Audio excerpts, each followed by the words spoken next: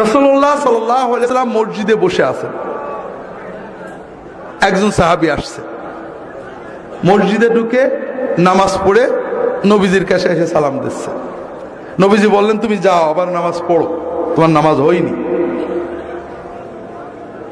ও যে আবার নামাজ পড়ে আবার সালাম দিচ্ছে, নামাজ হয়নি আবার পড়ো। তিনবারের মাথায় বলছে, ইয়া রাসূলুল্লাহ, আমি এর চেয়ে ভালো পারি না, আমার একটু শিখাই দেন। কি শিখালেন খুব ভালো করে বোঝেন।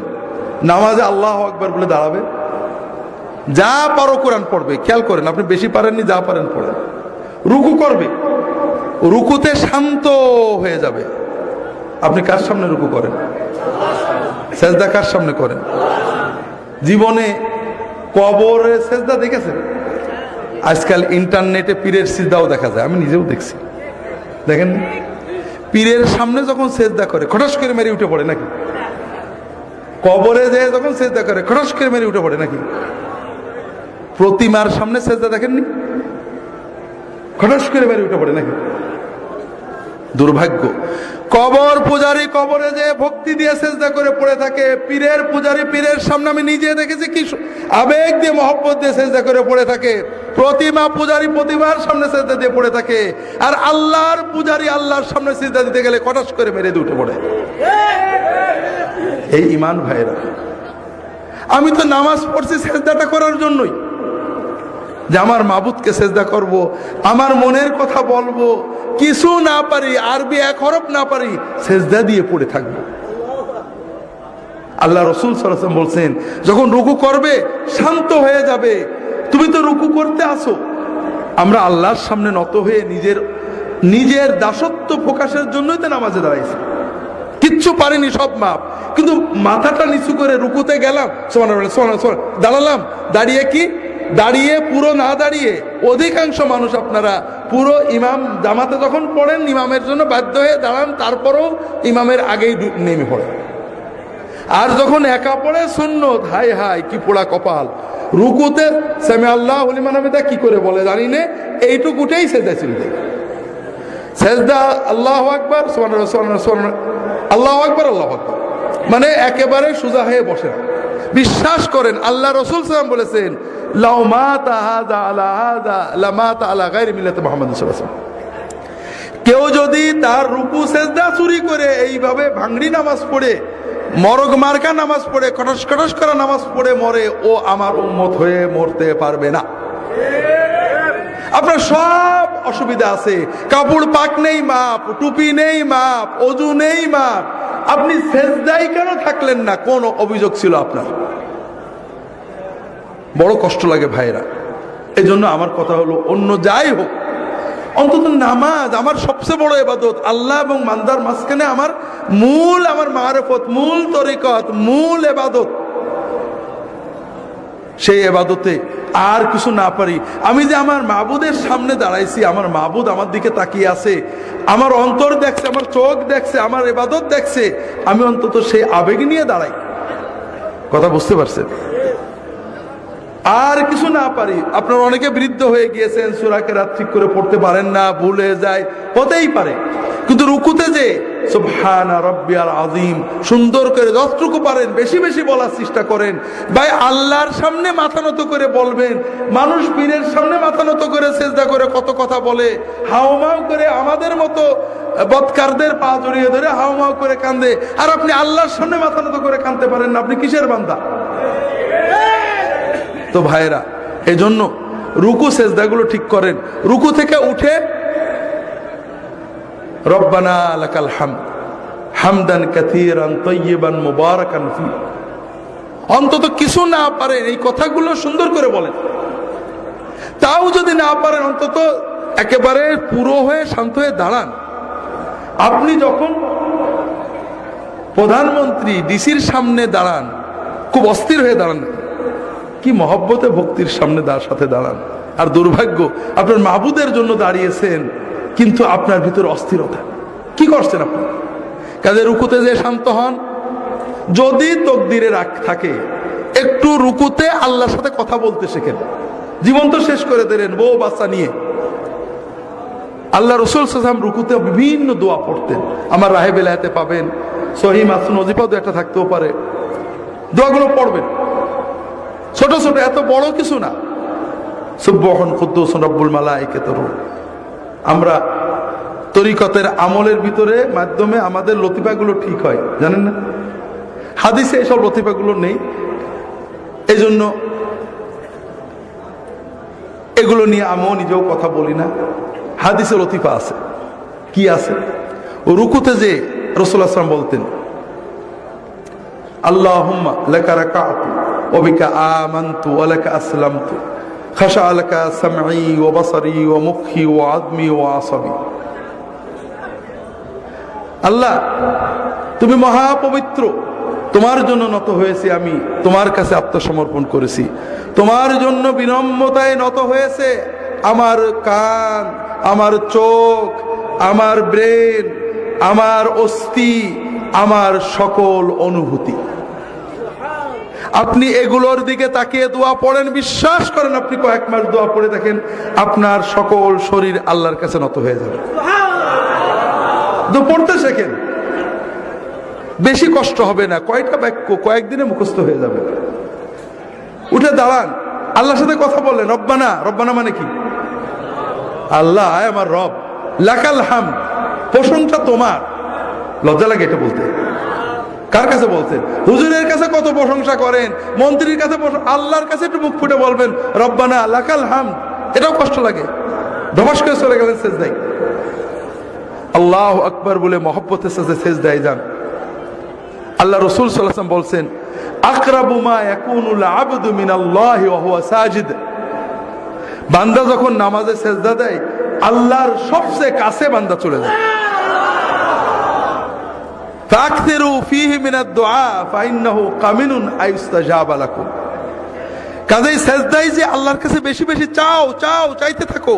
সেজদায় তুমি যা চাবে আল্লাহ কবুল করে নেবেন ইনশাআল্লাহ।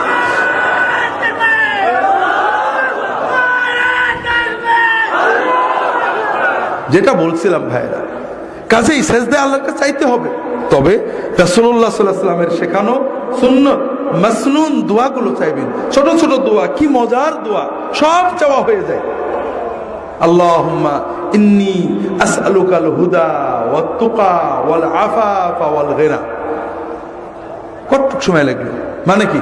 আল্লাহ, আমি তোমার কাছে চাচ্ছি, আমাকে দাও, হেদায়েত দাও, তাকওয়া দাও, পবিত্রতা দাও, আমাকে বড় লোক করে দাও। বাদ থাকলো কিছু? সব চাওয়া হয়ে গেল।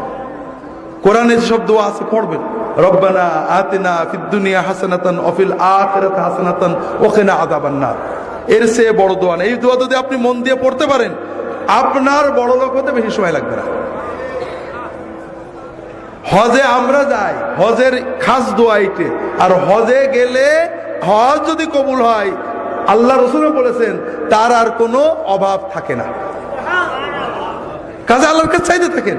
বাবা মার জন্য চান, রব্বিগফিরলি ওয়া লিওয়ালিদাইয়া, চাইবেন সেজদায়। বিভিন্ন দোয়া আছে, রাহে বেলায়েত অনেক পাবেন। রাসূল সাল্লাল্লাহু আলাইহি ওয়াসাল্লাম দোয়া করতেন দুই সেজদার মাঝখানে। আমরা নামাজ নষ্ট করি দুই জায়গায় বেশি। একটা রুকু আর সেজদার মাঝখানে, রুকু থেকে উঠে পুরো সোজা না হয়ে এইটুকু হয়েই সেজদায় যায়, আছে না নেই? আপনি দেখেন ফজরের নামাজ তো পড়বেন, দেখেন অর্ধেকের বেশি মানুষ এরকম হবে। ইল্লা যদি দয়া করে ঠিক করে নেয় সেটা ভালো কথা। আর নামাজ নষ্ট করি, সেজদা থেকে উঠে পুরো বসি না, এইটুক বসে আবার সেজদা চলে যায়, আছে না নেই? আজকে ফজরের সময় দেখেন, আপনার আশেপাশে তাকায় দেখেন। অথচ রাসূলুল্লাহ সাল্লাল্লাহু আলাইহি ওয়াসাল্লাম দুই সাজদার মাঝখানে দোয়া করতেন। কি বলতেন?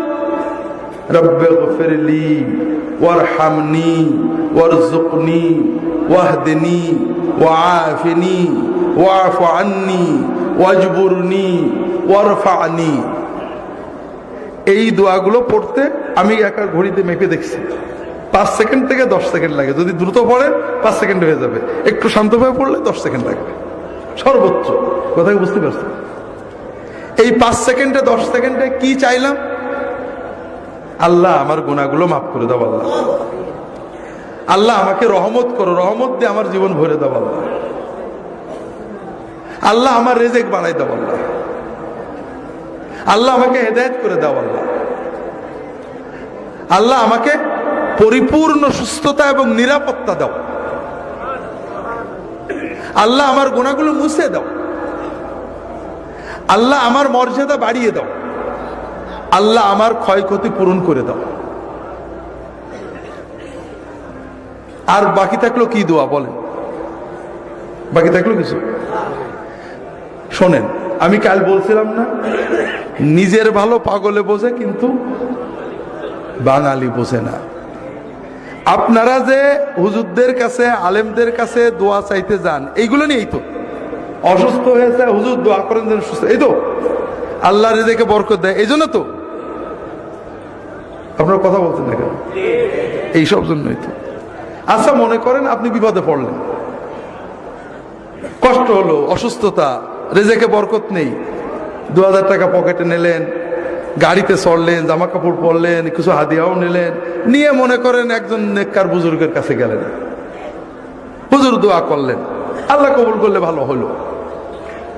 আর এত কিছু না করে প্রতিদিন আমরা 30 রাকাত মতো নামাজ পড়ি, 30 রাকাতে বড় জোর প্রতি 2 সেজদার মাঝখানে 5 সেকেন্ড করে এই আধা ঘন্টা আল্লাহর কাছে দোয়া করলেন।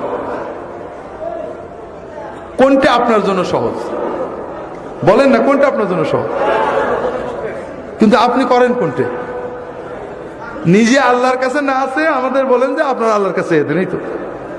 তো ভাইরা, এই দোয়াগুলো শিখে নেবেন, 2 সেজদার মাঝখানে এই দোয়াগুলো পড়বেন। রাজি আছেন তো সবাই? নামাজটাকে আল্লাহর সাথে মহব্বতের মূল ইবাদত মনে করবেন।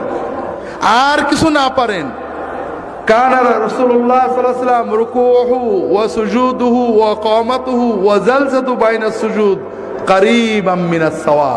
রাসূলুল্লাহ যতক্ষণ রুকুতে থাকতেন, রুকু থেকে উঠে দাঁড়িয়ে প্রায় ততক্ষণ থাকতেন, যতক্ষণ সেজদায় থাকতেন 2 সেজদার মাঝখানে প্রায় ততক্ষণ বসে থাকতেন। বুঝতে পারেননি? সাহাবারা বলতেন রাসূলুল্লাহ সাল্লাল্লাহু আলাইহি ওয়াসাল্লাম অনেক সময় আমাদেরকে নিয়ে জামাতে নামাজ পড়তেন, রুকু থেকে উঠেছেন, রব্বানা লাকাল হামদু হামদান কাসীরান তাইয়িবান বলেই যাচ্ছেন। আমাদের মনে হতো যে সেজদাতে করা লাগবে, নবীজি সাল্লাল্লাহু আলাইহি ওয়াসাল্লাম বোধহয় ভুলেই গেছে। সেজদা দিয়ে উঠে, সেজদার থেকে উঠে বসেছেন, বসে দোয়া করছেন। আমরা ভাবতাম যে আরেক সেজদাতে বাকি আছে, এটা বোধহয় নবীজি ভুলেই গেছে। এর নাম নামাজ। মহব্বতের সাথে অন্তর দিয়ে, কিছুই না পারেন অন্তত সুবহান রাব্বিয়াল আলা। আপনারা এই যে হুজুররা আসে জিন্দাবাদ দেন, মহব্বত লাগে না? অন্তর দিয়েই তো বেরোই জিন্দাবাদ। আল্লাহর জিন্দাবাদ কি? আল্লাহর জিন্দাবাদ হলো সুবহানাল্লাহ। তা আপনি আর কিছু না পারেন, রুকুতে সেজদায় আল্লাহর জিন্দাবাদ, সুবহান রাব্বিয়াল আযীম, সুবহান রাব্বিয়াল আযীম, মহাপবিত্র আমার রব, এইটুকু তো অন্তত মহব্বত করে বলতে পারেন, পারেন না? আল্লাহ তাআলা আমাদের নামাজগুলোকে সুন্নাত মতো আদায় করার তৌফিক দান করুন, আমিন।